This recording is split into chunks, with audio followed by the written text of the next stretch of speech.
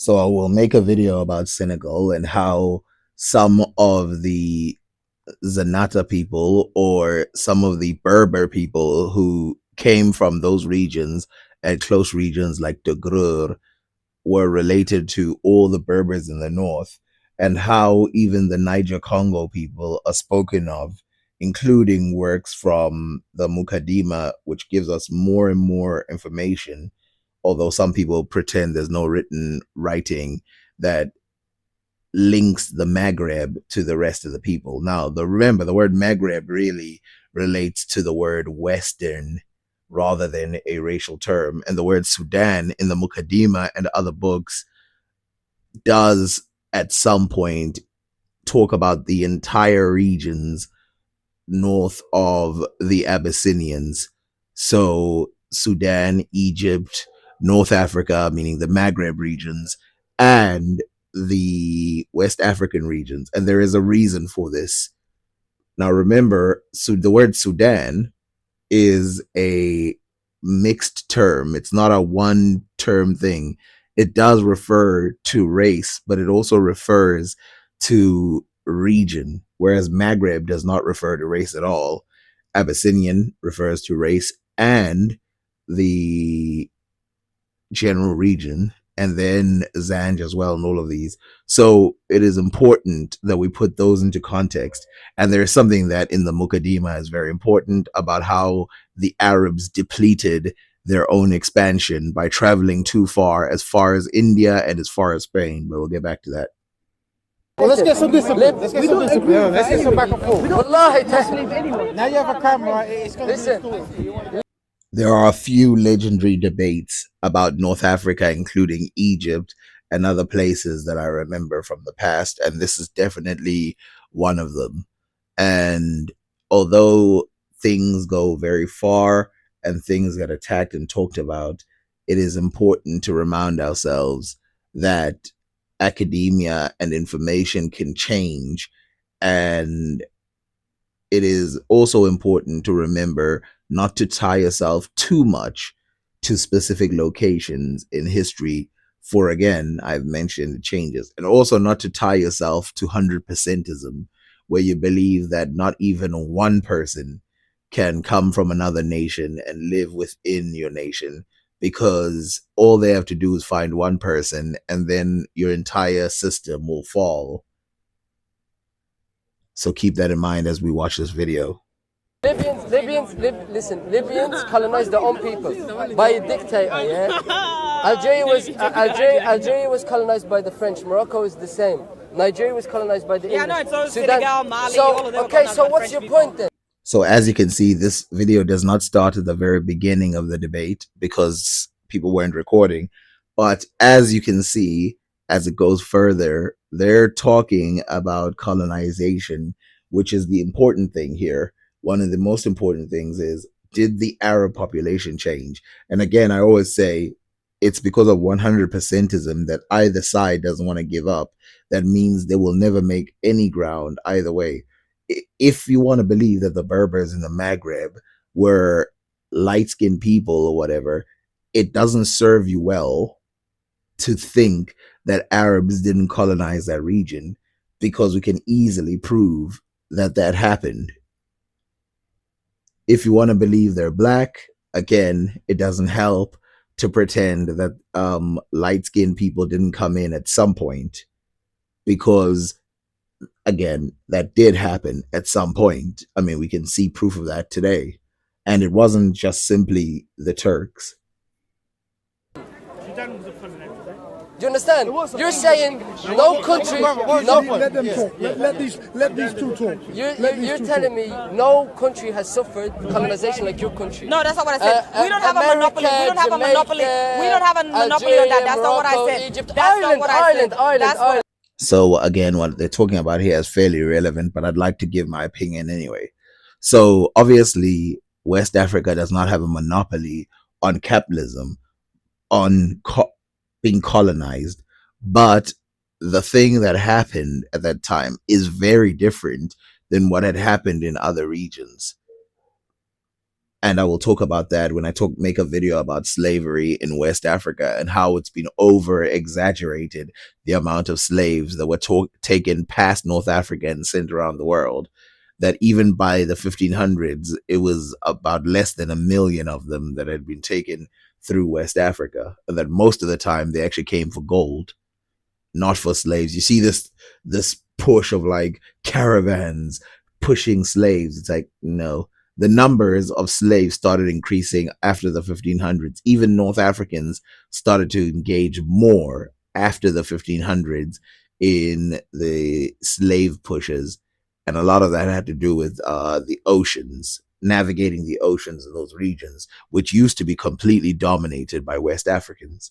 And across the water, half an hour. Yeah, no, I was suffered as well. That's not what I'm saying. That wasn't what I was saying. We're not talking about other people, though. Why not just Sudan? You want to talk about just Sudan? No, because we're talking about Africa. So why we bring up Ireland? Why we bring up Ireland? Because you're talking about colonization. No, I was talking about in the context of Africa. We don't. If we could talk about. Okay, so here we need to be patient because they're about to settle into the debate. If I can remember what they used to talk about in this area. Now, it must be important to remember that when they say Sudan, they're probably talking about the country, but Sudan was bigger than that in the past. And it's funny how the writings of Sudan in the past included that entire region of Negroes from all the way from the Egyptian regions all the way down to West Africa. And the strange thing about it, well, I talk about this in another video. We could talk about Japan if we want to. So They were let's talk in the colonized context too, of but that's not Africa. what we're doing. So I assumed that that's what we are at. So I don't know why you're going to other streams. Provide me any evidence What of evidence? You didn't provide me evidence. A picture isn't evidence. I asked you before. I asked you exactly. No, listen. I asked you 20 minutes ago for citation. You never gave me a single citation. Okay, give me the name of the professor, the work, and the year. No, So then I know what I'm you're not talking proving about. I'm African. I'm trying to show her that That's regardless. Wikipedia. That's not a citation. Wikipedia is not an academic document. So they say 3 things here, which I consider fairly important. So 1, sources, which I think is very important. I think it's always important to cite your sources and make sure that people can easily access that information. Some people say you should do it through links, which is okay, but I think, who doesn't know how to use Google? If I give you the name of the person and everything, you should be able to find it. Also, I don't trust all of these people's links. Sometimes Wikipedia is the best one if there's a reference to it, because when someone says, yo, press on this link, it's like, I don't know where that link is going. But yes, I do believe citations give the name, the blah, blah, blah, and all that, which is why I'm always reading sources and telling you this book right here, go there. And if I'm wrong, you can go read the rest of the book. And if I'm wrong, you go, hey, what about page blah, blah, blah? What about this, and that? And that will be a very important thing. The second thing that he says is, I'm not trying to prove that I'm African. Now, there's an interesting statement for a debate that is about North Africa. Wikipedia is not an academic source, so you're gonna have to find me somewhere else. Regardless of how much Sudan suffered. I'm not talking about Sudan. Okay, so then what's the aim of this conversation? That's why I went on to Libya. What I was saying, that's how you can tell the difference. It's because the people that come as colonists, like when the Arabs and the French came, as colonists. So Gaddafi's a dictator, yeah? He's not a colonizer, but he colonized his own. Do you understand? So this part is confusing the point. When she says the Arabs took over, she's not talking about Gaddafi. And to some degree, Gaddafi would not, he does consider himself an Arab, but to some degree, he would consider himself an African, as he would dress up in African attire and stuff. But leaving that aside, when she says the Arabs colonized, she means the Arabs colonized, as they wrote in their books, that they colonized Maghreb, they colonized parts of Sudan, they colonized parts of Abyssinia, and they colonized parts of the Swahili coast. Abyssinia and the Swahili coast much less than they colonized in parts of the Maghreb. Yeah, so... And Gaddafi's heritage isn't from Africa. It's not. His heritage is from where? Is from Italy. I don't know. Where's the name Gaddafi come from? Gaddafi's Libyan. It's a Libyan name. So this is the part that's very important, because a lot of the people who are from North Africa, they sometimes don't realize that even their language betrays them, and that a lot of the Arab history is so strong in North Africa that even things that they think are North African actually come from Arabia. Like Gaddafi is not a Libyan name, it's an Arabic name, as the Omani guy, or the guy from Oman, at least I think he's from Oman. I've seen him say that before, I think. He will tell us right now. It's a Libyan family name. It's a Libyan family name. It's a tribe. You guys keep Gaddafi forgetting that basically North is a Africa was tribe. colonized by Arabs. I don't know why you. We weren't colonized by Arabs, we were colonized by French, majority of us. Gaddafi, that means to throw. It's an Arabic name. It means to throw. It's Arabic name. Arab is it's not, a but his it's tribe not is a- called. So before they go off, one thing that I want to address that he said earlier, he said Libya was only colonized by the French, not by the Arabs. Now, the Maghreb was colonized by a lot of people in its history. It wasn't merely the Arabs. The Arabs were just a group of people who colonized the region. One of them was the Almohads. The other one was the Almoravids, which started with the Zenega or Zanata, which are a population from the Senegambian regions close to Takrur, and then expanded, and then they stole some of the names of the previous generation in order to more to Islamify themselves, or Islamarize themselves.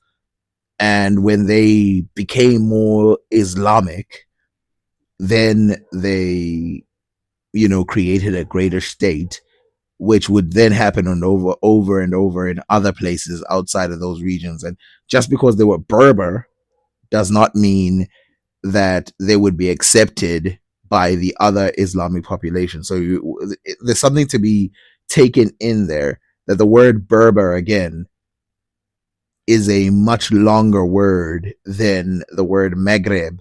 That Berbers expanded all the way through the Maghreb and even down towards the south. It's not an African language. It doesn't have Arabic. Does not have any foundation in any African language. It doesn't at all. So obviously, I'm going to disagree with her and what she's saying here, where she says Arabic has no foundation in any African language. And we know that Arabic has some foundations in African languages through the Afro-Asiatic languages. But, and this is the important part, but it's true that Arabic is something that is Asian, and that it came back rather than was something that was cooked inside of Africa. But it does have a foundational origin. But I don't blame her. A lot of people, they like to look at things as in a narrow point of view, which is why I sometimes over obsessed over a civilization. I'm sort of trying to move away from the Congo regions for now, because I don't want to overwhelm you with information about a specific land. But at the same time, you have to do that. In fact, I would even argue that you could start an entire YouTube channel and talk about the Congo, and you would never run out of material if people really cared. In the same way that some channels just focus on the Roman Empire and that's it. Unfortunately, African empires and African regions don't have enough respect. And a lot of the times, in order to talk about them, you have to compare and contrast them to European kingdoms, which I think is one of the reasons why sometimes some people get fatigued and they just stop talking about Africa. When you're like, oh, I have to always compare Africa to Europe. And I'm in one of the ways that I like to talk about is how unique Africa was and how other people saw it as a unique place. Like how Africans sold money instead of selling goods to the rest of the world, which is one of the reasons why you don't see their goods in other countries. But that's a story for another day. Wait. That's how you know Arabic doesn't have it doesn't have foundation within a native African language. It doesn't. Which one, Berber? So how I don't know what Sahab means. So thank you. So how is North African not yes African? Or no. Yes or no. Arabic, Yes. Arabic, yes or no. So how? So even the guy from Oman, now again, I will specify, I'm not sure if he's from Oman, has picked up that saying that Arabic is not related to any African language is a mistake on her part. And sure, again, like I said, it's a mistake that a lot of people make because they haven't looked into the linguistics of it. They're too obsessed with, and again, this is something we will never lose, race tied to region, race tied to language, race tied to clothes, race tied to invention, race tied to ability. And once you do that, you've already biased your situation. No one would ever, of the people that I know, I already know people who are on another spectrum, but no one who ties race to region will ever be able to tie the similarities between African languages and Arabic languages. And the reason why is because they're too boxed in. That's why I could very easily figure it out, because I just came in like, okay, I know Arabs live close to Africa. Let me check if their language is tied to Africa. And I thought of this long time ago when I was a teenager. And when I looked into it, it's pretty obvious that it's tied. And even through academia, we can see very easily that it's tied. And even though there's a debate on which side it's tied, we all know that African language that predates Arabic, at least in written form, is ancient Egyptian. So, there's a tie there. And ancient Egyptian is very different than Arabic. If I can come in here. They're putting the history of North Africa in the entirety of Africa, which isn't the case. No, I'm not doing that. I'm not doing that. I spoke about West. There's a difference. They don't want to talk. Look, the beauty of this discussion, there's nothing beautiful about this discussion. It's beautiful. There's nothing beautiful about this discussion. We're not fighting. So again, this is why I kind of like debates, especially when they're about serious stuff. In some cases, debates can be very annoying because people are talking about nothing. But when they're about serious stuff, because so much information is said that you would not think up yourself. So there's 3 things they said. One of them is that the light-skinned guy tied the history of Libya to the west of Africa. And of course, the girl said, don't tie it to the entirety of Africa. He just said of the west. So that's an important thing. Then the other guy said it's a beautiful discussion. I think it's a beautiful discussion personally, because I think it will give us a lot of information, and it will, I think, again, obviously, if North Africans want to be seen as African, they're going to have to accept Africans in a more stricter way than they do today. Where they can't have the best of both worlds, where they consider themselves Arabs and consider themselves different to the rest of us. And then at the same time, they want to be the native Africans and want to be considered Africans in a true sense. That's not how it works. Just lengthened my afro. You done good. You done good. You handle everybody. You handle, sister. You handle. Come, let's keep it here. You handle this whole crowd, and I was in awe. I was having a conversation back there, but one of my ears was tuned into what you were saying, and you were making a lot of very interesting points. Now, the problem, as I was saying, I think you were at the fringe of my conversation. My voice is gone because I had one before you came, and I was saying to this young brother here that the problem is in the absence of written records. People are reaching for a lot of speculation, like and on Wikipedia. top, which they generally, no, that's written. I'm talking about in the pre-history. So one of the statements that he makes is that there's a lack of written records, which again is not necessarily true about North Africa, West Africa, and all of these places. There's actually a lot of written records about their history, and it's important that we visit those, but maybe we'll visit them later. Another thing that's very important is to make sure we understand that Wikipedia, again, she said Wikipedia is a lie, is like any other piece of information. You just go check it. And when you get there, you check what they're giving you. It's not something you should dismiss offhand. It's like AI or any of these things. Like, they need to be checked. You can't just dismiss it altogether, because if you're too obsessed with using retro tech and all of that, you will fall behind. What about coins? What about ancient coins? Have some respect. Let him finish. What I'm trying to explain here is simple. There are things that we will discover in the future that is going to overturn what we're discussing here. For now, we can only use this discussion as placeholders.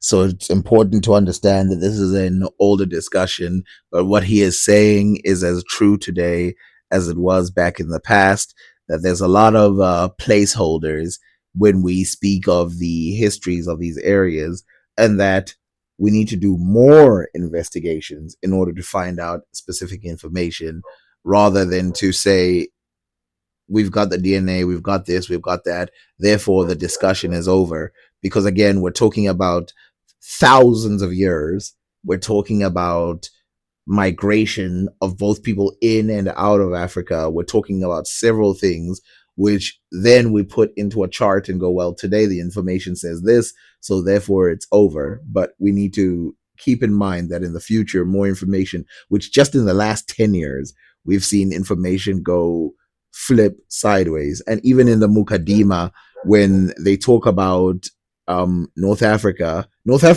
was thought not to have a lot of ruins from the past, but even in the Mukaddimah, they talked about how there was several ancient civilizations located in between Sudan and the Mediterranean.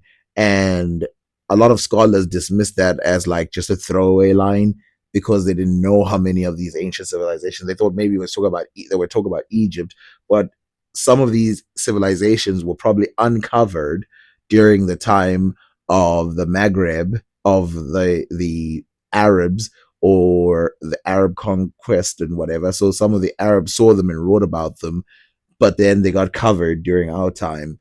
And so we didn't realize them. And now they're being uncovered, like the one that is close to Spain and more. But we're not going to talk about it here because it's irrelevant. This is what we know. Like when I was at university, we didn't have genetic anthropology. When that was invented or developed, we learned new things about Homo sapiens that we were not taught in the 1980s. So a lot of what we're discussing here, let us accept our limitations, that these are placeholders. Okay. What I will say about history is that if sources, ancient sources, written sources, archaeological sources support our point of view, we can assert it. If the sources are not there and we are using supposition, we have to admit that we are in the realm of supposition. So what he is saying is very important. It is important to note that if you are talking about information without backing it up with written records, even if they're maybe very selected, without any evidence, and you're just going with guesses without any evidence, then that is a world that to some degree you have to admit is not as strong as, someone who puts the evidence in front of you and says, now go find contradicting evidence. When it comes to North Africa, we had this discussion. As an Afrocentrist, I am in the midst of people who assert that the entire continent of Africa, here the placeholder and forgive it, was Negroid. The entire continent was black until people came and invaded. That is the ultra Afrocentric, let me land, brother. That is the Afrocentrist ultimate position. So it is true that for some Afrocentrists, that is the full case of what they're stating, that of course, the entire continent, as he says, placeholder, was Negroid, which is a word that is used by a lot of people. And I want to see where he's heading with it before I can comment on it. So far, he hasn't said anything that I would disagree with. And of course, you're wondering, like, oh, why are you letting him say it? It's because I know he doesn't mean it as a negative thing. Now, brother, hold on. Man. I like to build it up properly. You're right. So, I don't leave room for like what he said because it's being filmed, and if I say the wrong thing, they're gonna clip it. Just let him finish. The haters gonna clip it, right? So luckily, there is something called pause over here, and I can actually react to what the guy said. So the guy said, is that true? And yes, it is true that a lot of Afrocentrists believe that the entire continent was Negroid. But what they neglect is that there's a lot of Afrocentrists who fully are open to the idea that there are other black tribes that moved into Africa at the early days, and they were not necessarily what you would today deem Negroid. And so that's why the guy asked, is that true? Which is a very important question. And to some degree, this case of like looking at Afrocentrists as like a stationary thing that cannot change, kind of dangerous point of view a little bit. What I need from North Africa are actual sources, skeletal findings to prove the people there, genetic findings were Negroid. It's a placeholder, look at my fingers, or Africoid, or Sub-Saharan. But these words have limitations. Us Ethiopians are Sub-Saharan too, and are Somali. So that's why the word Sub-Saharan is insufficient for the description of the North African we're looking for. Negroid, perhaps. Let's hold it tentatively. I don't like the word. So I like what he's doing here, putting things into quotation marks again. Negroid, again, this is a word we accept for a lot of Black Africans. Now we could accept this term Negroid to mean just people in Africa, but I would argue that the word Negroid would apply to people as far as Yemen. And I don't mean Yemen, the dark skin, blah blah blah. I mean Yemen people who are East African related who went into Yemen, or people who went into the Israeli areas, or people who were like, and these are people who are written about, since he's talking about written records. But we must remember that there is a large population replacement. Even in the Mukaddima, when they speak about the Israelites, they speak about the Israelites being Arab, but they don't take into consideration that the Arabs fought for Israel against the Rum, or the Romans. And so there's a lot of population replacement. And because of that population replacement, it's hard to say the limits of Negroid are this, the limits of blah, blah, blah are this. And even using historical sources, things change dramatically. And it is seen even in the days of old that there is a battle between where Sudan starts and ends, or if we go further back, where Ethiopia starts and ends, because the people say they start as far as the Middle East, while some say they start inside of Africa. And you must remember that if they start as far as the Middle East, it is possible that they have genetics that is slightly different than the people who are inside of Africa. But today, because some people possess that DNA, we look at it as if it has to be Middle Eastern DNA, when it could just be a fusion of those type of people. But that's another conversation. Just like how, Negroid people, physically, they look Negroid people who are in India, right? The people, if you just take them and you just grab them and you put them in Africa, they would be disguised. They would look exactly the same as other people. They just happen to be in another region of the world. If you grab these Negroids, their genetic is different than that of sub-Saharan Africans, quote unquote. And so they use this term Negroid to really mean something bad. Not bad as in negative, but they do that, but that's not what I mean. To mean a faulty thing, where Negroid means Black, but really what they mean by Negroid is the people today trapped within the African continent and other people who expanded from the African continent. But we do know that there's some people from North America who looked like sub-Saharan Africans. We know there's people from Japan, wherever, who looked like sub-Saharan Africans. However, all I can go on is the term Mauritania. The Romans had 3 provinces in North Africa. Africa, Numidia, and the westernmost in Morocco, which corresponds to the Atlantic coast near Larache, was called Mauritania. Now, Mauritania, Maurus, has a lexical connection to the Greek Mauros, mauve, dark. It does not mean black. In Greek, black is melanos. So this is where I'm going to disagree with what he says a little bit. I obviously a little bit disagree with some of the stuff he said earlier, but what's more important is what he's saying about the Moors, which, yes, it's true that the word does mean dark, but I think some people, they like to overstate the idea that actually this word is this. I'll give you an example. the word black in English is black, right? We all know that it's black. But what about pitch? What about dark? What about night? What about coal or charcoal or any of these words? There are several ways of saying black in English. And some of them, even though synonyms are not necessarily meaning the same thing, but they have been used to describe black people. Just like how Sudan has many other words to describe black people and several other words that rely on anything black to compare to thingy with a negative or positive. And so this idea that, oh, this other word means black, therefore this other word can't be black, it doesn't make sense from a linguistic point of view. Forget this debate. It doesn't make sense from a linguistic point of view. This is the word that means black. No. Just like how today I could tell you in my own language or my one of the languages that I speak, Zulu, that there's not just one word that can describe being black. A second thing that I want to mention, and I would put it on the screen, but the video is going to take forever to make if I do that. This is easy to check, but we can go to that book written by the Romans, well, written by one person. And remember, it talks about how the Scandinavians are blonde, the people in the Celtic areas and the Spanish areas, whatever, they also have red hair.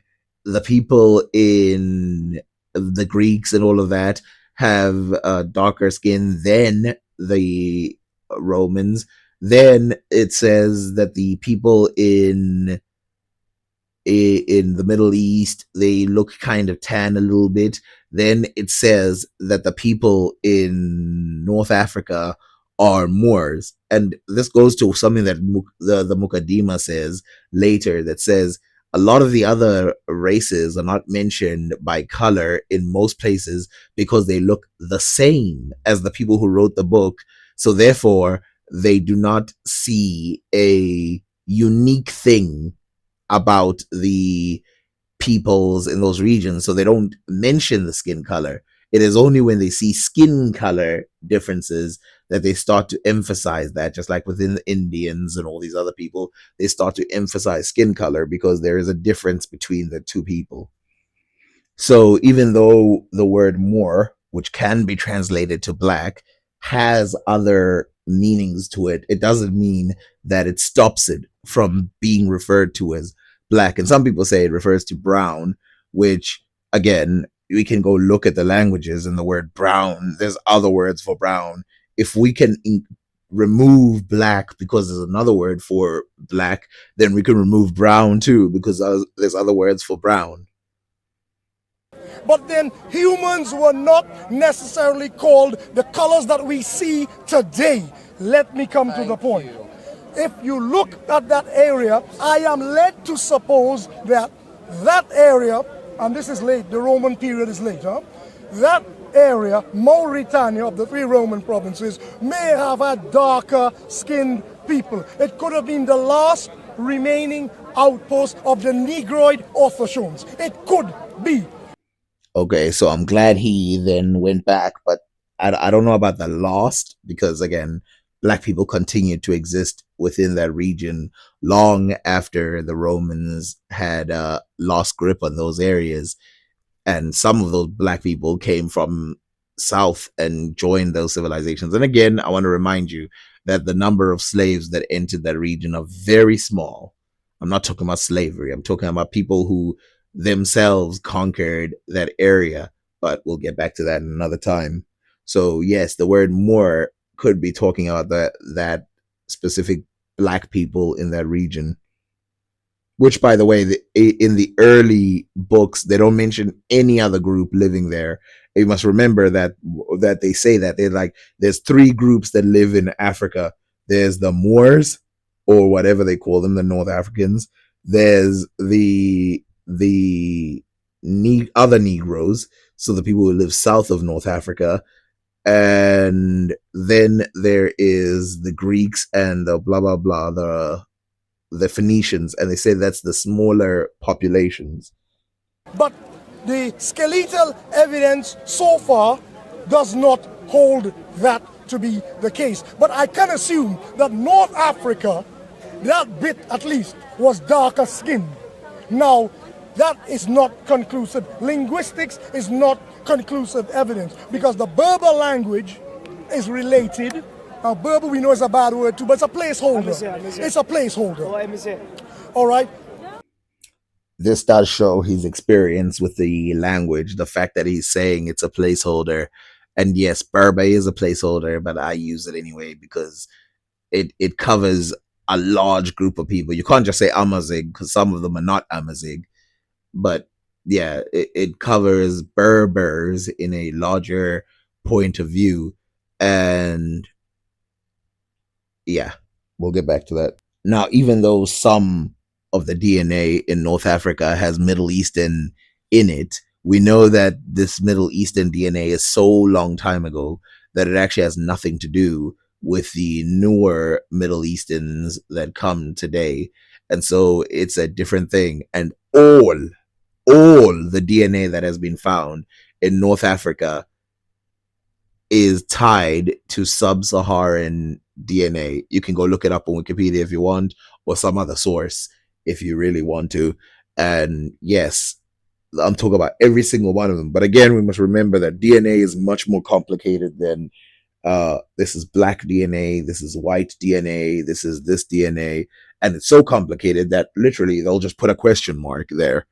For example, the eDNA is visible in almost all the North Africans, but they're not too sure. I mean, most of them are sure, but they're not too sure if all E must therefore be related to Africans, and therefore they can't say. Now, we know that North African DNA, including Caucasoid, has been found in places like Spain. There's a recent study done by Harvard where they checked Spain and they found a whole bunch of DNA from North Africa in Spain very early. And so Spain is not a pure Caucasian area, including this eDNA, which would mean that there's some sub-Saharan DNA in Spain that goes back a couple thousand years, but they don't say that it has sub-Saharan African DNA because they put a question mark there, like, okay, we find this there, but is it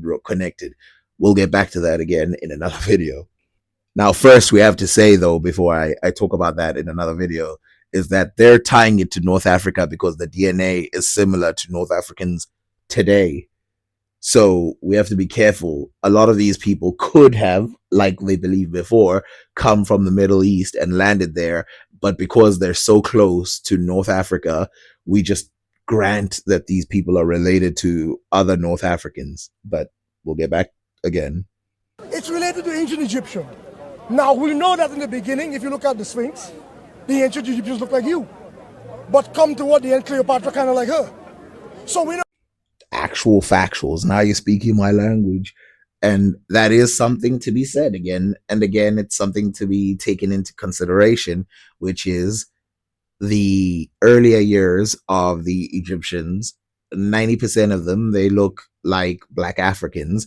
And the area that is mostly considered Egypt, the southern areas, and this is a part that is very important that people never talk about. The areas closer to Asia are considered way more foreign than the areas closer to Africa that are considered part of Egypt, to the point where they don't want to let go of those areas. And so, yes, we'll need to come back to that. By the way, I apologize for not putting things on the screen, but you know, you all know what I'm saying. in 3,000 years, the Egyptians change color. We know the reason why. Hyksos, Assyrians, Persians, Greeks, Romans, Arabs, and the French, and the Ottomans, and all the rest of it. The Egyptians, in 300 years of dynastic history, became progressively lighter. So again, what he's saying is very true. So we have the Hyksos, if we start there. But again, this wasn't a large enough group to completely displace the civilization, but they did have damage done genetically that would change the population a little bit. Then you have the Persians, you have all these other people, and slowly and surely you do get a mixed race population, which is really the type of people they go looking for. Again, there's some Sumerian DNA. No one's going to deny that some people from Sumeria might have landed in that area, probably for trade for the most part. This could have happened to the Berber. So, my brother, it's being taped. It's going to sound like an interruption, right? So, what's happening here is perhaps in ancient history, it could be the Berbers were Negroid, jet black, and as time passed, they became progressively fairer in color, and they kept the language. So this is the part that is actually very true, and it speaks to what I'm talking about when I say the modern Berbers, which again does not include the majority of the people who live in North Africa. The modern Berbers who are light skinned, they know that they're related to the black people in further south, as far as Senegal, as far as Nigeria, as far as whatever. They know they are both Kanem areas. They know they're related to those people, and they know they're a nomadic race. Like, they know they used to travel through these areas, which is why they talk about those people. If you go ask them, they talk about them as if these are the ancestral people, in the same way that the ancient Egyptians speak about the people in the other regions as their ancestral people. They became sedentary, of course. They became stationary at some point, but that's a different thing. And the light-skinned people today, even they themselves say that they were probably darker in the past, and then their skin color changed due to the Arab invasions. And again, you can't consider them completely away from the Africans, because they tend to have higher DNA to sub-Saharan Africans than the other Arabs, which I have a whole video where I discuss that. And this is kind of been proven by DNA. And the reason is because they go far south. They've been traveling there. And as soon as countries became more solid, as soon as the countries had borders that you couldn't cross, remember, in the ancient Ghana, you could travel from the coast of Senegal and go to Egypt. Like, you were allowed to. There's a reason why they call that word Sudan, that entire region. It's not because they felt like it. Like, today, we realize that West Africa is different than the East African Sudanese people. So why are they calling that entire block? It's because there's free movement within that area that occurs. And that's one of the things. The language is still a black language, Berber or Amazigh, related to ancient Egyptian, which is related to Somali, Cushitic languages, which is related to Hausa in northern Nigeria. They are all related languages. People like Professor Christopher Ehret call them the Afrasian language group. Now, that too may change. So as of yet, that has not changed. The only thing that has been disputed and proven different is the Pygmy languages, which they try to tie to Afro-Asiatic, but has been shown to not belong to Afro-Asiatic, and a lot of them don't even belong to Bantu languages. They seem to be language isolates. But in general, those languages are 100% tied together. And this is strange. This is strange information, because, when does the language come into the region? When does it become this huge thing? We know that a lot of the people in Senegal right now, the majority of the language is Niger-Congo, which is different than what we would expect, even though the Niger-Congo language has been there for a pretty long time. And we also know that there must have been some languages spoken in the Niger-Congo areas that are not the ones that are there now, because the Niger-Congo languages sort of expanded at a specific time. So it's hard to say, but the thought is that the Afro-Asiatic languages were the ones that dominated in those regions, as isolated as they could be. And now, again, don't get lost with the word Asiatic. That would be the last group that went out.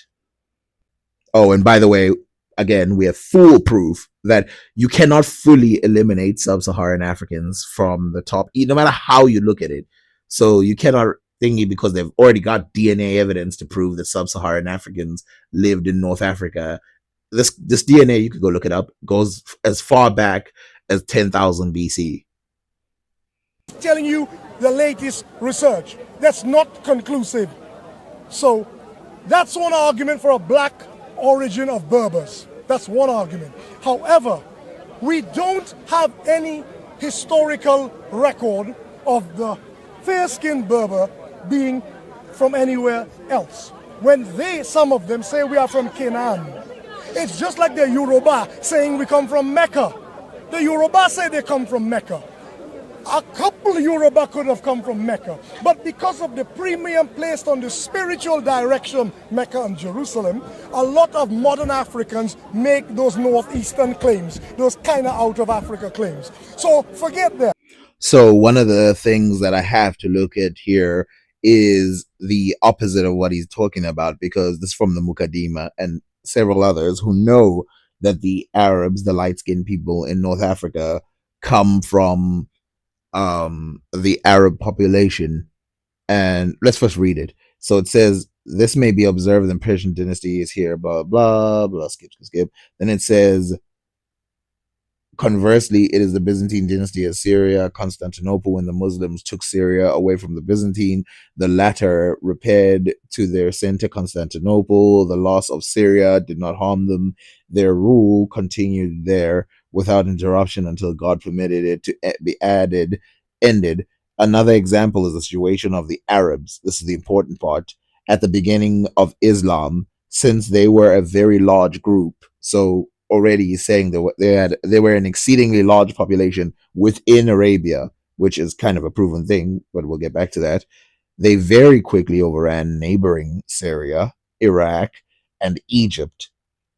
So within 600 AD, they're starting to move into those very areas. And this is proven. This is like something that is known. And obviously they started going in further years, like 700, 800 AD, whatever. Then they penetrated Western India, Ascend. So yes, we know that they penetrated those regions. Doesn't mean they overran them, as the populations aren't overran even today. Abyssinia, so we know that through places like Somalia and stuff, that there is some Arab, as he says, penetration.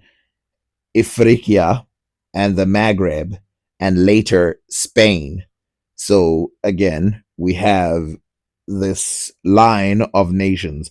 Now remember, this person is not writing from a religious point of view. This person is writing from a pure scientific point of view. He, in fact, dismisses all claims about religious heritage and stuff like that, that this person related to this person. Yeah, he makes fun of that as non-scientific. He's just going from a historical point of view that the Arabs know that they expanded. Then he says the situation of the later dynasties was the same. Each dynasty depended on numerical strength of its opponent. When its numbers were exhausted through expansion, no further conquest or extension of power was possible. This is how God proceeds with his creatures. So again, the populations of the Arabs were numerous. This is why they could expand so far as India, as far as Spain. But because they expanded so far as individuals, they completely depleted their populations. And there's another part, but I'll talk about later, where he talks about, because by that time Israel was overrun by Arabs. He says in some cases, some people are genetically the same but different culturally, as the Israelis, as the Persians, as the Arabs. So he sees those three as belonging to the same group, but they're different by heritage. We are left with trying to understand, were the North Africans always white, see my fingers, or did they displace Negroid Autochthones? We have no record of that ever happening so far. Remember, I'm cautious with what I'm saying. Yes. So far, there is no record of North Africa being Negroid, and they were being displaced by Berberic, Amazikic-looking people. There is no evidence of that. So, of course, there is some evidence of that. Maybe there's not 100% proof, but there's some evidence of that within the European records, the Arab records, some genetic studies, and of course, this increase of Arabs, which would change the way that a lot of the people living in those areas looked. We also know that Libyans, who still operate today in that region are black. Like, we know that, like, we've seen it. They were part of the Kanem Empire. What the evidence we have up to date is Arabicized Berbers enslaving blacks in where he comes from in Sahrawi and Mauritania. They call them Haratin, and Beni Hassan has been, but Beni Hassan arrived in the period of Shorbaba between the 15th and 16th century with Bani Hilal and Bani Sulaim. They are not Berbers. They are not. They are Arabs. They were chased out of Egypt by the Mamluk Sultan. Some of them remained in Libya as Cyrenaica Badu. And the rest of them, because they were fighting against principalities, they pushed into the open desert, ended up in Mauritania and Sahrawi, and they enslaved his people and then enslaved the black people. So the 1500s is the time when there is an increase in slavery of black people in North Africa, and there is an increase of slavery of what he said, the other Berbers, who they themselves could have been Arabs yet again. But we will again get back to that another time because it's a much longer conversation. And all of that information is very vital before you can even start having this conversation. It's important, again, that we discuss one word, al-Kebulan, which is a word that is used, although Arabized word, which is used by the natives, and then later Bilad al-Abid, or the land of the slaves, which the Europeans took to mean the black areas as the land of the slaves, but they really meant the fact that they enslaved so many people from those populations, which included the light-skinned population. They married into his people and they kept the black. That's why you have slavery today in Mauritania. It was abolished in 1980. I've lived in Mauritania. I know this for a fact. I've seen it with my own two eyes. So there is that. So you're making a... So let's first again state this. There's a lot of illegal slavery going on around the world. So, that doesn't prove much, but it does prove, obviously, that people enslave people. There's slavery everywhere around the world today, especially very poor areas where there's less people who can police those types of things, or people who don't care to police them. A lot of powerful points as if people refuse to engage with the continent, are they African? And your point is powerful in terms of the Afrikaner, the Boera of South Africa. Very powerful. With the Arab in the north, it becomes problematic. You raise the point of language. So what she said about people who don't engage with the African continent and consider themselves different than the other Africans, the thing about this is that it's not just about the Afrikaners as well. It's any group that doesn't consider themselves African, that is in Africa, runs into the problem of being a runaway or whatever, a lost child, in the sense that they're gonna have to fend for themselves, because you can't both bash and be part of the group at the same time. If you isolate yourself, you will be isolated, and then you will have nobody to reach out to, as some of these tribes have found themselves in those situations before. The Arabic language has been in Africa before Islam. The Kahwahla Arabs of the Sudan originate in the Hijaz. They traveled across by sea. This is the Red Sea area. They used to travel into Kassala, the eastern part of Sudan, back and forth, long before Islam. So they had Arabic language there. Now, of course, this wouldn't be new information. I've already said this in another video. Arabs, and the word Arab is pretty old. It predates the Islamic years. It even goes back to ancient Egypt, which is why we know that the ancient Egyptians are not Arab, because the Arabs are attested for in the past, and they were part of Yemen. But Egypt had communication with places like Yemen and Saudi Arabia and places like that. And those places would go into Africa and trade as far back as when Jesus was around, as we saw in one of the Roman books that I showed, that told us that there is a land as far south as Chad where the Arabs go to trade. Remember that. and even the Swahili coast was visited by Persians or Arabs that early, very early, to trade, which is why we make a huge difference between who built the areas and just trade. And remember that Africans were big traders in the past, which is one of the reasons why some people want to discredit the region. And one of the reasons why African history is sort of polluted because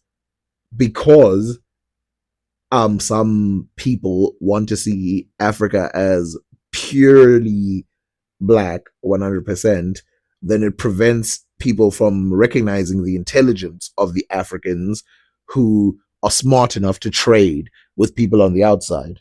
I mean, anybody today would say any nation that refuses to trade with any nation would be a dumb nation. And so the Africans traded with people on the outside because they were smart. But you can't recognize that if you're obsessed with the idea that there was no trade. Forget that. That's a minority. That cannot be made to stand for the whole of North Africa. The Professor Christopher Ehret, again, has taken the position that the Afro-Asiatic group of languages on one wing, think of it as a bird with two wings. On one wing is the Hamitic wing. On the other wing is the Semitic wing. But all of these languages together as a cluster. Of course, Christopher Ehret would dispute using Hamitic and Semitic as well as words because they have a weird history. And of course, what's weird is the Mukaddimah also speaks about this and says the reason why you guys are flawed in what you're saying is because you picked a random person from the Bible who, to be fair, you don't see in the Bible being mentioned the blackness and all of that other stuff. And then you just chart them to all of Africa and you make up this whole story about how everyone in Africa is a Hamite. Now, this doesn't mean we have to dismiss the word completely in terms of Arabs, because it does help us. When the people say the Hamites sell gold, we have to understand that they're talking about the black nations, even though they're going off of a flawed science, it's still referring to black people. That's something that we have to keep in mind. But having said that, obviously it's not a good idea to use Hamite and Semite as words. I mean, Christopher Ehret that he's quoting goes against that himself. Originated, according to Professor Christopher Ehret, in the Red Sea Hills area of northeastern Sudan, southeastern Egypt. So even the Semitic languages, of which Arabic is one, their mother or their grandmother is African. What happened was this.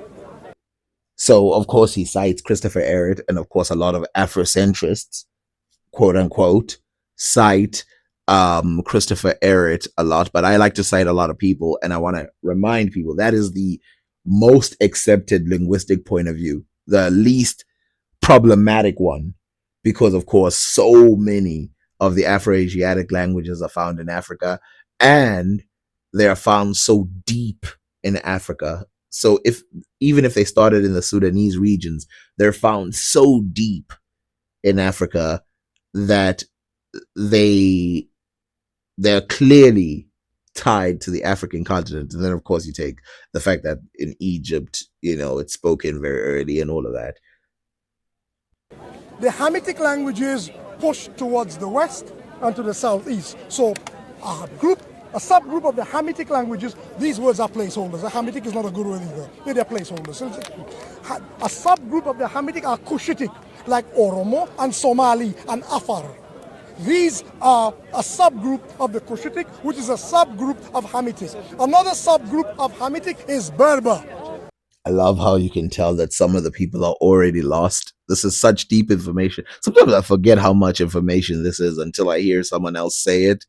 And then I realize, oh, there's some people who don't know this information. So yes, there's the Cushitic, the Semitic, the Berber, the Chadic, the Omotic, the ancient Egyptian, all of that. And again, we know that these are not tied to the Semitic because they don't even fit in linguistically, which is impossible. Well, not impossible, but it's very difficult because we see every other chain being connected together. So again, Indo-European languages, as far as Hindi regions, are very tied to the European ones. The Native American various groups, so there's not just one in America, but there's many groups just like those Afroasiatic, Indo-European, blah, blah, blah.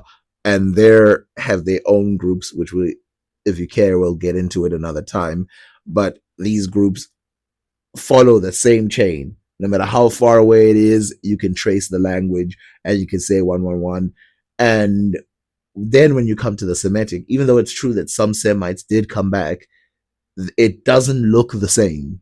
The language does not look the same as the Semitic, which is why we can dismiss the idea, well, not fully, but we can dismiss the idea that the languages are Semitic in origin. And ancient Egyptian. Another one is Hausa spoken in northern Nigeria, part of the Chadic subgroup. Now, that's one wing, that's this wing. Now, this wing is the Semitic wing. That wing left through the Levant, through Palestine, Canaan, becoming Arabic, Hebrew, Aramaic, and so forth. One group of them, of the Arabic group, went south into Yemen and returned to Africa through Ethiopia, becoming Ge'ez. Ge'ez is now dead, like Latin is liturgical, from which springs Tigray, Tigrinya, and Amharic. Well said, and again, very beautifully said. And we must remember, if we take this as the common standard one, it is important to think who are the people that left with the languages, and when they came back, did they look the same? Did they look different? All of that is very important piece of information, and yeah, we have to focus on that type of information, which is the national language of Ethiopia, all derived from South Arabian. So that's what I'm saying. When you go down the rabbit hole, the idea of Arabic not being an African language needs to be unpicked a little. Why? If a language, with all I've said there, park all of that now, push all that to the side. So one thing that I will push back on here is that there is a little bit of proof that the language of East Africa, or the languages of East Africa, deeply affected those languages. So it's not a one-way spin. And yes, they both affect one another, and then there's some in and some out. And again, when you move people from Ethiopia, think about this. Before the Arabs invaded the Ethiopians invaded the Arabs. To think that the Ethiopians, who did not speak Arabic, left no linguistic history in those areas is weird. A language has been on the continent of Africa from the year 640 AD, right? Forget about the Kawahla Arabs, long before Islam. Forget about them for a minute, because there are more than Kawahla. There's Kababish and others who came that way as well. But forget that. Let's say the majority, the bulk of Arabic arrived in 640 AD. Sister, I put it to you that if a language has been on a continent from the year 640 AD to 2019, that language will have indigenized in its variant forms. For example. So while I agree with what he's saying, I would say that is a completely different point than what she's talking about, because clearly she's talking about the foundational version of it. And that even though Arabic comes back to Africa and is an African language anyway, even though it comes back, once it joins in and starts to nativize, as it did in the Swahili coast, that's a little different than if it came from the Swahili coast, if it was native to the Swahili coast, which is a different point. But I do understand what he's saying, that obviously if a language has been in an area for over 1,000 years, usually we would consider that language eventually of that area, just like how Sanskrit or the ancient languages of India come from somewhere else, but we still consider them Indian languages. Indo-European languages are not native to Europe, but we consider them European languages. You have words in Sudan for a tree, tabaldia. Tabaldia. You Sudanese drink, any Sudanese here, they drink Gongoles. Gongoles. What is Gongoles? It's like this white juice. From what tree? In English, baobab. It's baobab. But in Arabic in Sudan, they call it tabaldia. and the drink is called gongoles. In Wolof, in Senegal, you call it bouy. It's called bouy. You know baobab juice. They're very nice, right? Now, that's an Arabic word, tabaldia, for the tree, the baobab tree. So again, I feel like he's doing good work, but I will say, and I'm interested in what he's talking about right now, because again, you have to take these very miniature pieces of information and add them into your brain, because it will make a difference in how you see things. But again, it's still a little bit different than being truly native to the areas. But it's an indigenized Arabic. And those people, they may want to call themselves Arabs, the Bagara and such people, but in fact they are Arabs in place. So look how they look like you and me. They're no different in a look. Some of them look like you. The Miseria Bagara look like you. The Rezaihat Bagara look like me. They only call themselves Arabs in contradistinction to the other people who don't speak Arabic. So this is actually a very complicated topic. So if we look at something like Sudan, for example, the word Arab there will refer to someone who is like mixed. And they, even though if you look up Nubian, a lot of the time they'll give you like a mixed race version of it, because those are the people who are around today. But for the most part, the Nubians in the past look like the people in South Sudan. But they'll give you a mixed people who kind of look like Ethiopians or whatever. But the people of Nubia would have been way darker, way darker, different even from those in Egypt who were mildly dark. But we'll get back to that another day. And what he's saying is powerful, because some Arabs, and had the Christians not taken over, the people in the Swahili coast who are 100% black would have called themselves Arabs, as they did in the past. They would have called themselves Arabs. And remember, the Turks call black people Arab. Black people, not Arabs, black people. So this word is a very difficult word to put it down. And of course, Arab, when we look back in the past, it has to do with the nomadic races in the Arab regions. So eventually the word meant everyone from Saudi Arabia to Oman, but it really meant a small tribe of people who rode camels inside of that Arabian region, and then everybody else had their own names. It didn't mean the entire group. Eventually it became that because there was a popular term from history, so they just do that. They just grab it. You'll see this with many terms. That is how Arabic in Africa, in every other way, their culture is African. The Bagara keep... Oh yeah, one more thing. We must remember that Arabic was a language that was then mandated in several different nations in the Middle East. And so we must remember that the languages that were spoken in there, they had all kinds of languages spoken in the Arabic areas. And so today we look at Arabic as like this powerful language, but that's today. In the past, it was a small language amongst other many languages in those regions, some of them Indo-European. Cows, like your people or your neighbors, the Dinka and the Nuer. They are cattle keepers. Sometimes in Bahr al-Ghazal, part of Sudan, they fight. And they steal cows from the Dinka steal cows from they rustle each other. Now, they are supposed to be Arabs, but in every part of their culture, they are Africans. In every bit of their culture.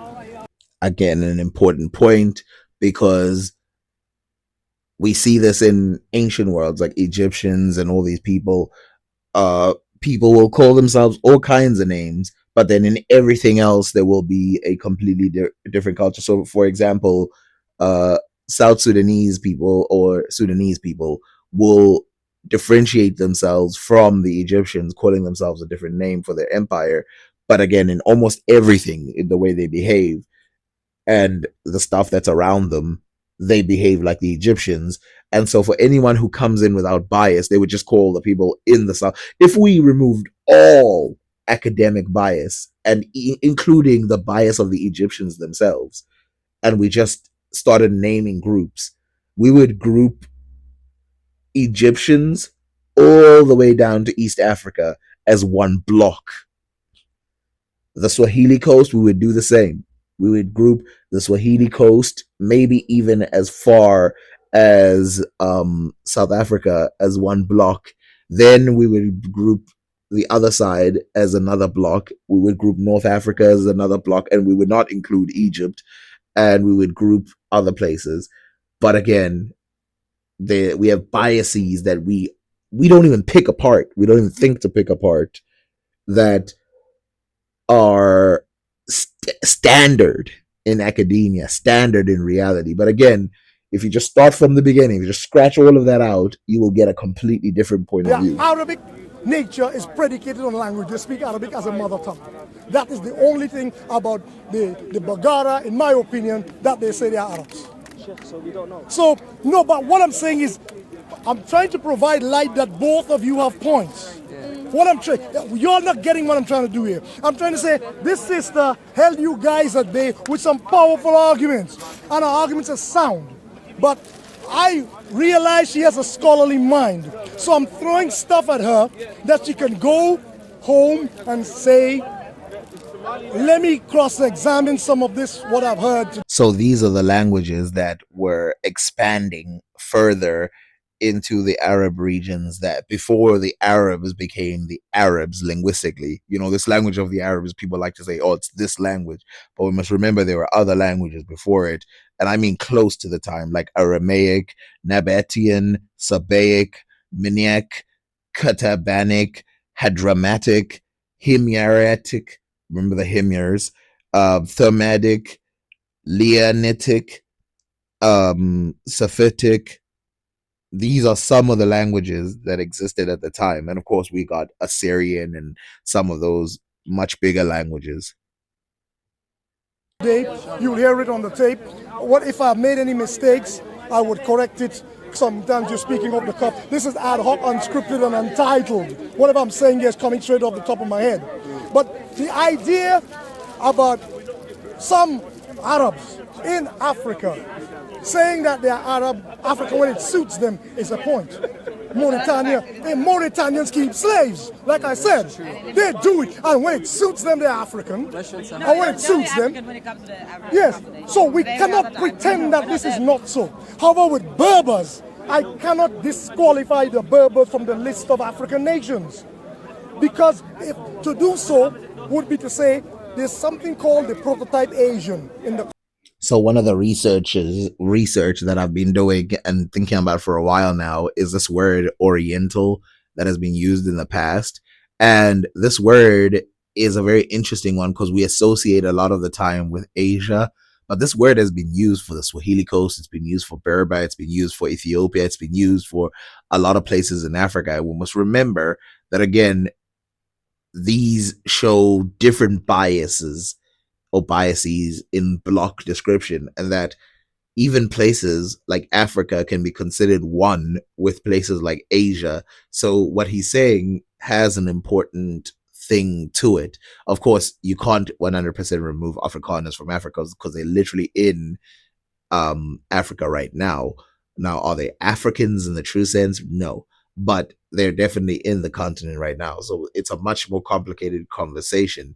But again, as I mentioned in one of my videos, you know, an Afrikaner person can move to America, speak only English, never mention their Afrikaner or whatever, and that all of that will be forgotten, and they'll just be a European American within 1 or 2 generations. Whereas if you're black, you're going to be African American with 10 generations from now. Continent of Asia. He looks like an Indian, so the Chinese are not because they're too fair.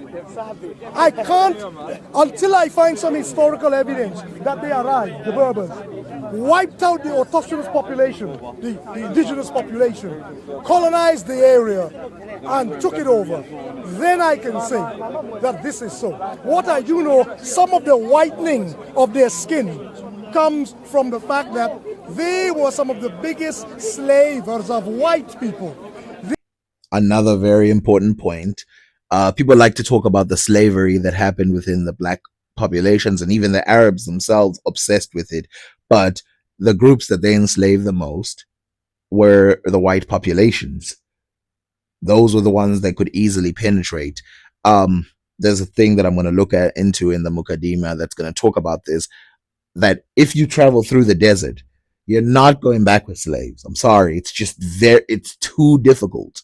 if you go through the desert, going back the other way with slaves on camels is kind of stupid, which is why over the entire period, they only managed to get a couple 100,000 slaves from Africa. And that is why a lot of the people who are slave, whatever people, it's very small today. If you look at the modern population, most of the people are like pale skin in North Africa, because that slave population that they're talking about made little damage. There's still populations in North Africa, but most of the populations are native to that region, meaning that they still hold the traditions of the area. They're not Arabs. You would expect them to be Arabs if they were just slaves of the Arabs.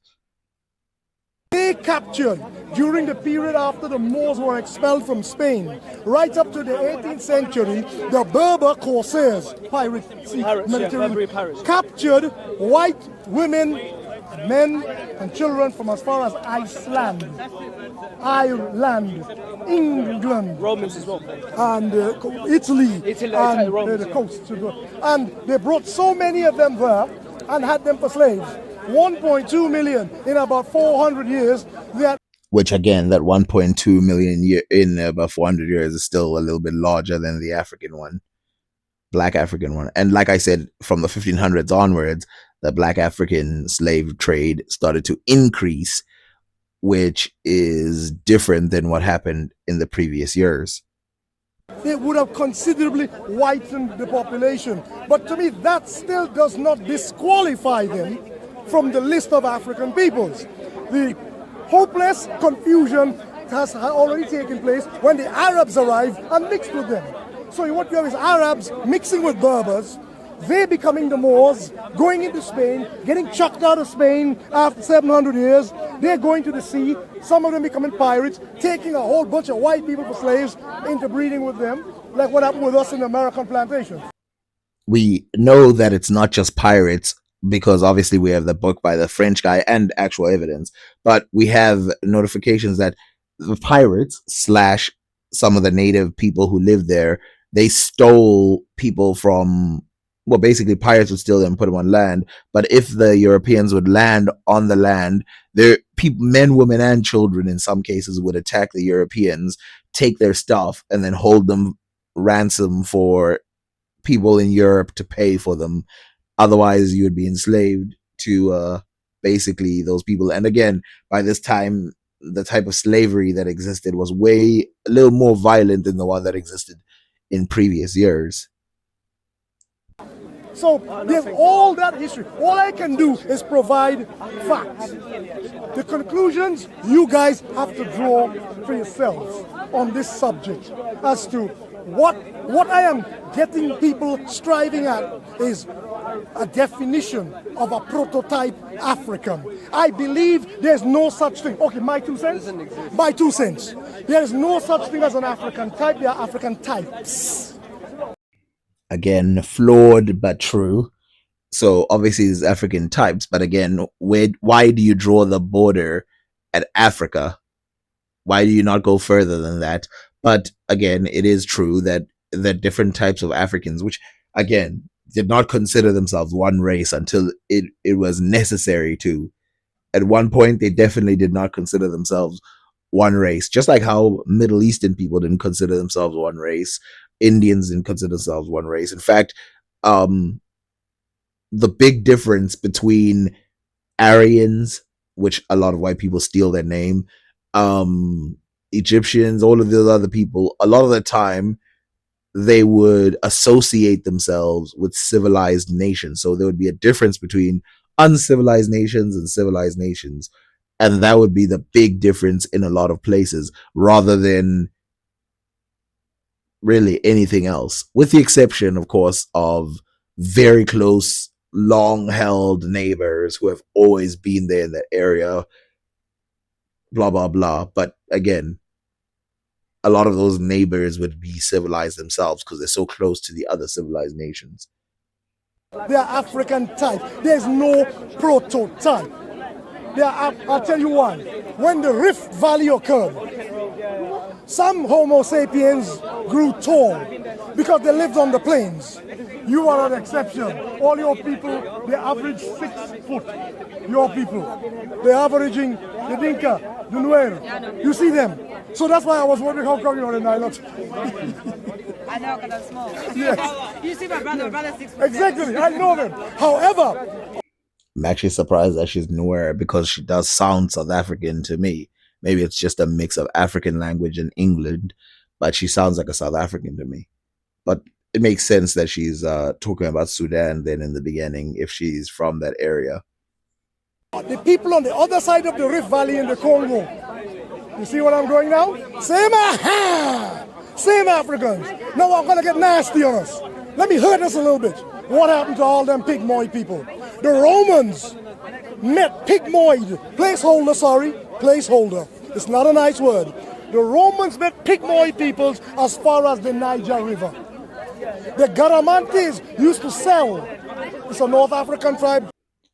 I always like it when someone starts mentioning all the words I've been mentioning. Again, Garamantes, an Ethiopian people, again, who is written at some point that they attacked what is called troglodytes, which I think here he's referring to them as pygmy people. And of course, he points to a certain type of pygmy people who have perhaps disappeared.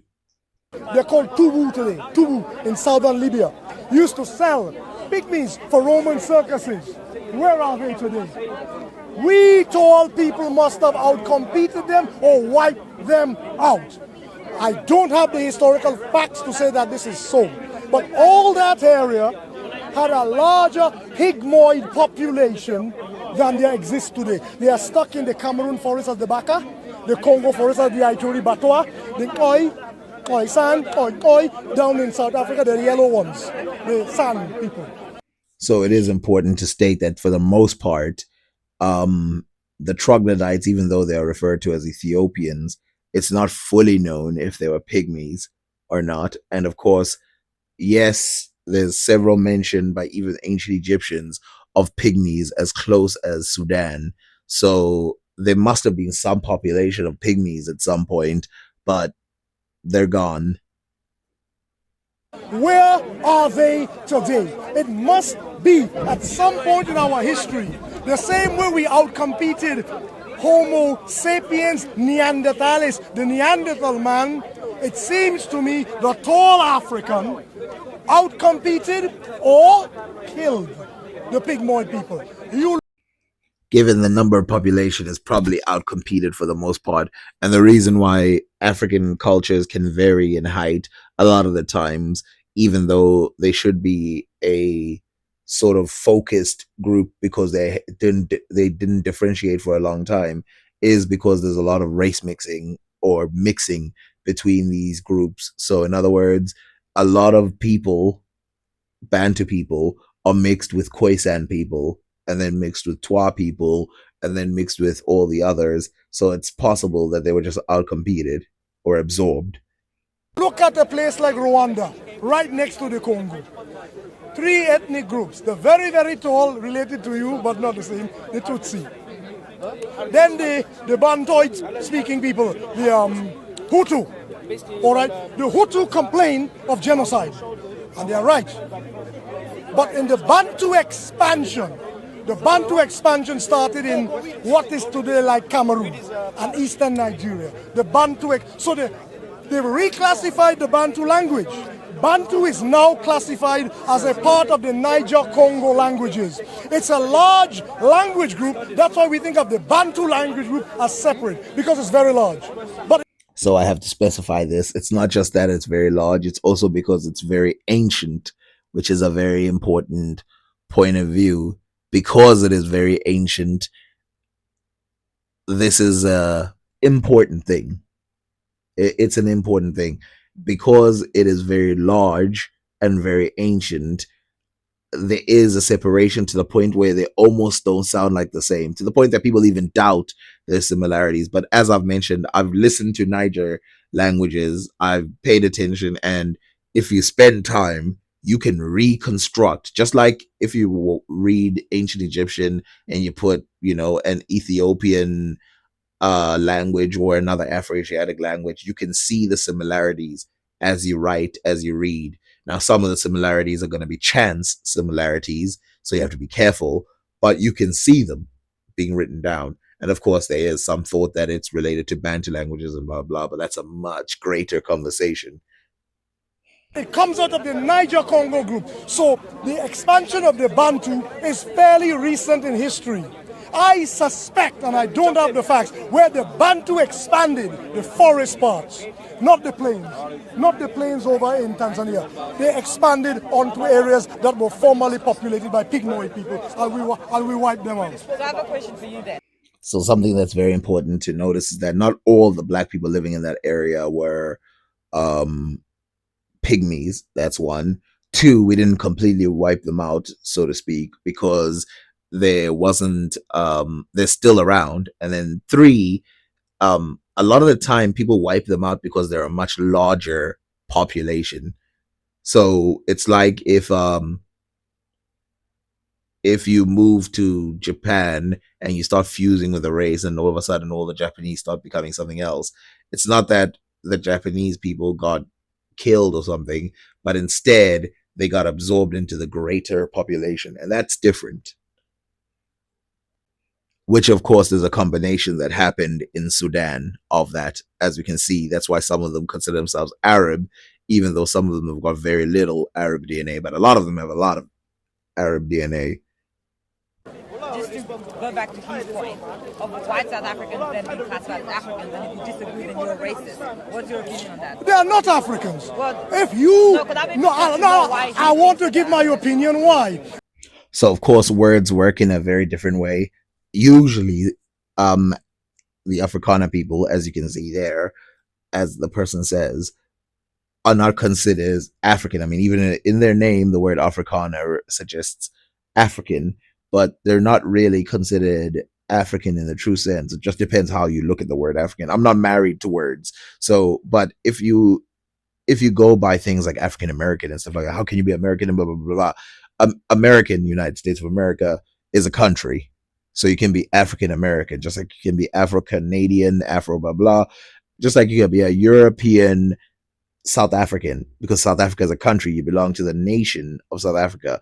Or you can be a European Nigerian or a European, all of that. But the continent of Africa is different. And again, this depends how you do it. You know, some people, you know, when you say African in that sense, some of them will say they then would not qualify even if they are black. But again, this is another conversation. Like, for example, Madagascans, right, who come from Indonesia and stuff. Right now, they're considered black Africans like everybody else. But the ones that come from Indonesia and landed up in Madagascar, they look like black people. Some of them look more like Asians, but for the most part, they look like black people. They're mixed with Bantu people. But are they African or not? That depends on how you determine the word.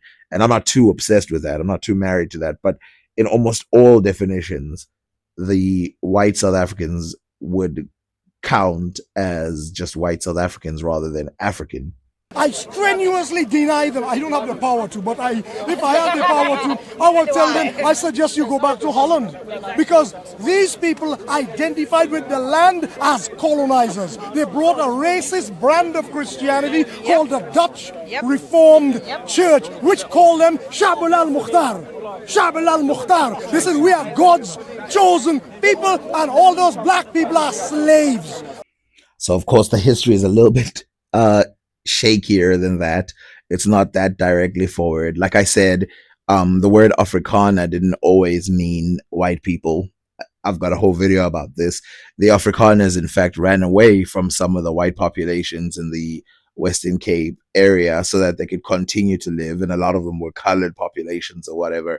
Today, you know, that word has been appropriated to just mean the white population. In fact, the word Afrikaner was thrown in there because a lot of them were sympathetic to the black populations, and then later they were not. But there's a whole lot of stuff going on there, right? And then, of course, there's the problem with looking at them as if they're just Dutch. A lot of them are French, a lot of them are something else in their genetics and history. But yes, there's a lot of Dutch stuff in there. They are born. God created them the curse of Ham. They interpreted the curse of Ham and they colonized those people. So they identified with the riches of the land. Cecil Rhodes, gold, diamonds. He got 2 countries named after him. Again, to be fair, Cecil Rhodes is not an Afrikaner. He's English, which is a little bit different, and he has nothing to do with the Dutch. Cecil Rhodes would be something different, but again, he's probably using the word Afrikaner to mean white people, which again, a lot of Afrikaners use the word Afrikaner to really mean white people. But if you go look back in history, the word Afrikaner, when it starts, is referring to a completely different word. And even Afrikaans, the language, starts off with a black woman who was traded with the Dutch. Her name's Gretoa, but that's for another conversation. They never identified with the people. Their hope was to wipe out the people. And that's why I do not consider the Afrikaner, the Boer, to be an African. I do not. But I do consider the Berber to be an African. I do. So again, it depends what he considers Berber, because again, some Arabs, they take on this word Berber when they want to claim to be native to the land of Africa. But as you can see with a lot of images, Berbers, even the light-skinned ones, do not make a separation between the black ones and the light ones, because their history and their reality and their culture, one, is untied to race, and it is then connected in a greater sense with the other African regions, even the Tuareg and the Tubu and all these things. And again, remember, they were nomadic. That's their culture. And I don't mean a million years ago. I mean, like, now they're nomadic. They would continue to be nomadic if there weren't these borders that were set up that didn't allow them to move. In fact, it's possible that the Sudan allowing people to move back and forth might have been a Berber influence. Why do you think white South Africans are African? No, that was my point I was trying to make. What's your point? What is it? Because to say to be African you need to be black is wrong. Do you get my point? Because where I'm from... No, because you called me a racist, point blank period. So that's why... Don't listen. You did call her racist. You did. I heard you. Exactly. I did hear you. You called me a racist, point blank That's period. smiling. So I want you No to problem. explain No yourself. problem. I apologize. There's a much less heated way of addressing the conversation without getting into racist examples when it comes to the North Africans and stuff like that, accusing people of racist, that, blah, blah, blah. There's a much more, like the one that I just gave you, of the inability to escape the reality, just like male or female or whatever, like things that you just can't escape in are much better definitions than things you want to be the case, which is why, again, being Negro is one of these words that are still kind of shaky, because again, you could take a Negro who is not from the continent of Africa, right? Get him from one of the Australian areas, bring him to Africa, and you put him there, and someone will think that they're from Africa.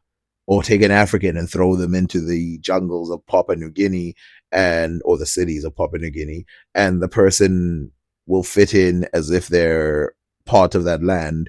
So obviously a lot of these are shaky as well. And it's like, why are you putting a barrier here and not around another area?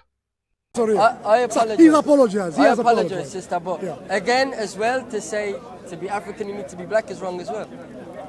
But Because I'm not black, I'm fair. Where you from? Algeria. I'm half Algerian, half Russian Saharian. Well, so to be fair, it depends if he's Berber or not. If he's not Berber, then he's not African. Even if, no matter how you cut it, because in what way would he be African if he's not Berber? Culturally, no. In what way would he be African? So to say that you have to be black to be African, that's kind of off as well, you know what I mean? Even though he says North African. So, I'm not Berber, but I know that there's Berber in my country. Now, isn't that interesting? Even he doesn't consider himself Berber. And you guys are going to notice this when you go check, when you go ask the people, like, are you Berber? Go ask another one. Go find North Africans and ask them if they're Berber. And 99% of them are going to say no because they consider themselves Arabs. Now, just because you consider yourself something doesn't mean you're not something else, but they are Arabs. These people know they're Arabs. A lot of them know they're Arabs. And again, this discussion doesn't even need to go as far as when you're talking about this specific one. It doesn't even have to go as far as pale skin and all. Arabs conquered that area. We know this. And they grew into the expansion of that area. So you're not Berber. So what? You're Arab, Berber? I'm African, bro. Look, to You're be not honest, Berber. You're not Berber. I'm not Berber. I've got family that are Berber, yeah. I've got family that are But you Berber. yourself are not Berber. No. So where does your heritage come from? Outside of Africa? Outside of Africa, what do you mean? I was born in Dublin, if that's what you asked. I was born in No, Dublin. you identify the people group, right? So so your people group are not Berber, that's what you're saying. They're not, no. So how long have they been there for? Because the Berber is he saying that we can't find evidence of. Yeah, he basically destroyed his case by saying that he's not Berber. Now, the only thing that he can be is Arab, and then it's over at that point.